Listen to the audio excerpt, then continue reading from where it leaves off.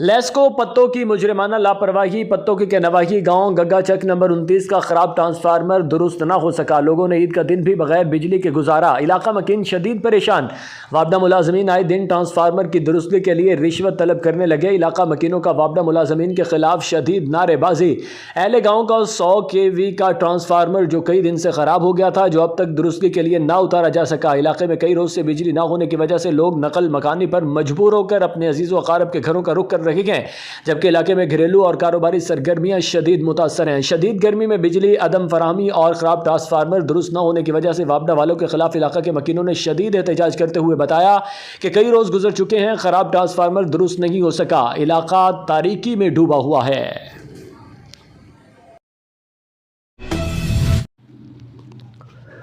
گزشتہ روز D C Lahore AC Raiwind کے حکم پر تحصیلدار مانگا عبد المالک نے مقامی انتظامیہ اور پولیس کی مدد سے پولیس کی بھاری نفری لے کر نواحی گاؤں کوٹ اسداللہ کے نزدیک واقع بااثر سیاسی قبضہ گروپوں کے زیر قبضہ کروڑوں روپے کی 26 کنال 9 مرلے قیمتی زرعی سرکاری زمین کو قبضہ گروپوں سے چھڑوا لیا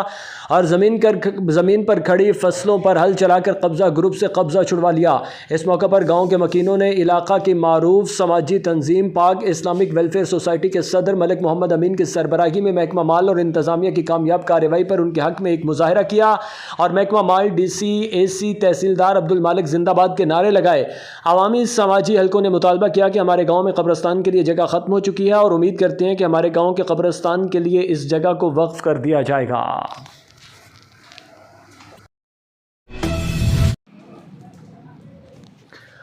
حبیب آباد کے نواحی گاؤں بلو کی چک 30 میں تحریک لبیک یا رسول اللہ پاکستان کے زیر اہتمام تاجدار ختم نبوت کانفرنس کا انعقاد کیا گیا، جس میں سرپرست اعلیٰ PP 179 پتوں کی حضرت علامہ مولانا مفتی محمد بلال حسین شاہ مرتضائی نے خصوصی خطاب کیا۔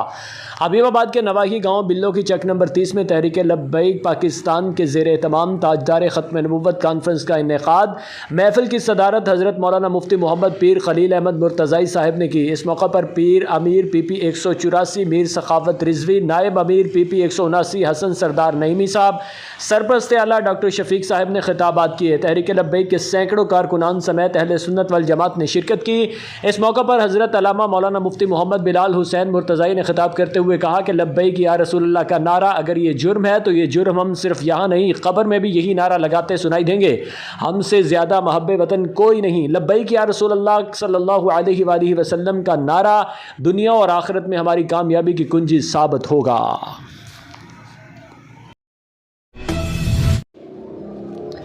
سانگلہ گل میں موسلا دھار بارش شروع، ہر چہرے پر خوشی کی لہر، شدید ہبس کے بعد ٹھنڈ کا راج، نشیبی علاقوں میں بارش کا پانی جمع ہونے کی وجہ سے گلیاں بازار پانی سے بھر گئے، انتظامیہ کی ناقص حکمت عملی، پہلی بارش میں ہی پول کھل گیا۔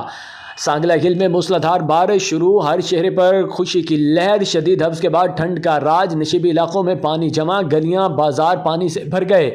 ہر طرف جل تھل ہو گئی ہے، نکاسی آب نہ ہونے کی وجہ سے پانی سے گلیاں بازار بھر گئے ہیں، مین گندے نالے کی مسلسل صفائی نہ ہونے کی وجہ سے شدید مشکلات، پانی سے بھر گیا، پانی کے بہاؤ میں مشکلات، فوری انتظامات کر کے اس مسئلے کو حل کیا جائے، انتظامیہ کی حکمت عملی کا پول کھل گیا، بر وقت اقدامات اٹھا کر بہتر نتائج حاصل کیے جا سکتے ہیں۔